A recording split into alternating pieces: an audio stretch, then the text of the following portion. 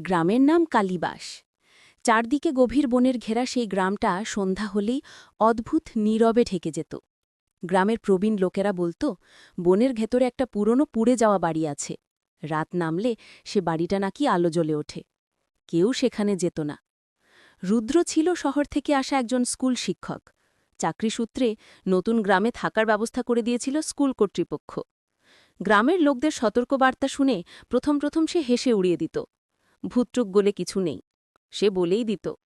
কিন্তু কিছুদিন যেতে না যেতেই অদ্ভুত সব ঘটনা তাকে ঘিরে ধরতে লাগল।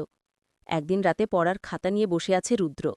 আচমকা জানালার বাইরে চাপা একটা ঠকঠক শব্দ শোনা গেল। মনে হলো কেউ যেন কাঠের দরজা বাজাচ্ছে। রুদ্র জানালা খুলে দেখল ঘন অন্ধকার ছাড়া কিছুই নেই। বাতাসও নেই, গাছের পাতাও নড়ছে না। তবুও সেই শব্দ থামছে না। রুদ্র অবাক হয়ে দরজা খুলে বাইরে বেরোল।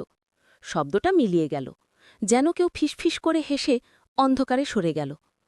পরের দিন রুদ্র স্কুলে সেই কথা বলতেই গ্রামের প্রধান পাত্রী মশাই বললেন, ও বাড়িটার দিকে ওসব শব্দ শোনা যায়।